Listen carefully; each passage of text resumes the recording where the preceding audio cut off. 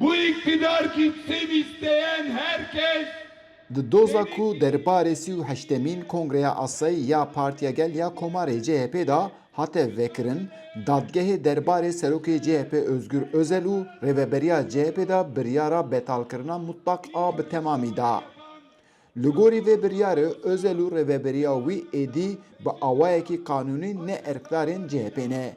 Dadgehê biryar da ku Kemal Kılıçdaroğlu û rêveberiya CHP ya berî Kongreyê karê xwe bidomînin. Koordinatora Lêkolîna Dîyenê Lêkolîner Tacîrê Baktaş ji dengê Amerîkayê re ev geşedenên dawî şîrove kir. Li gor Baktaş van tiştê ku diqewîmin wek şereka navbera CHP ya navxeyî ye. Eski ve yeni Cumhuriyet Halk Partilileri Em ana şerê rêveberiya berê û ya nû dibînin. Divê derê de seriyek Kemal Kılıçdaroğlu û ya din jî Özgür Özel'e. Şera nav CHP heta hilbijartinê de berdewam bike.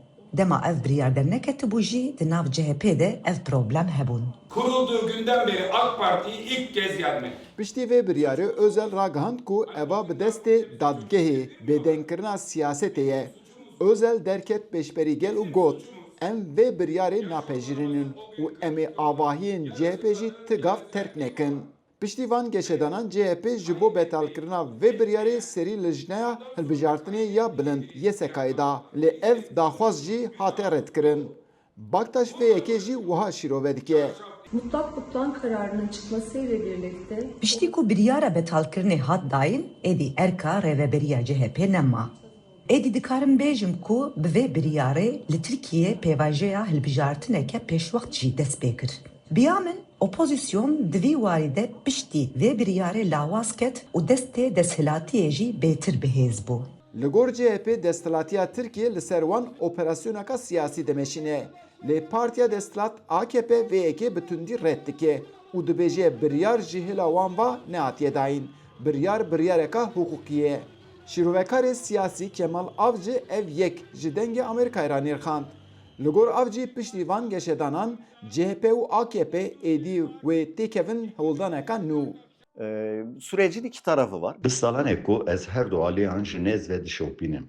CHP partiyeke opozisyoneye, AKP jî betire bis salaneko destilate. CHP helmetek di sala 2023 da bi dest xist û gelek şaredarî girt û cara yekem wek partiyeke yekemin serket. Lê ev pozisyona xwe dikarim bêjim ku piştî betalkirinê êdî pêkanîne biparêze. Ji vê û pê de nekokiyên CHP dê zêdetir bibin ku ev jî wê li ser hilbijartinên pêşwex serkeftina CHP dê lawaztir bike. Şu ana kadar bu hukuksuz karara Ji vî û pê de rewşa CHP dê çawa be. Li gorî pisporên siyasî tê ragihandin ku CHP wê bibe dûbeş. Özgür Özel û ekîba wî wê di partiyeka nû da karên xwe yê siyasî bidomînin û Kemal Kılıçdaroğlu jî wê di CHP da xebatên xwe bike. Eyüp Demir, Dengê Amerika, İstanbul.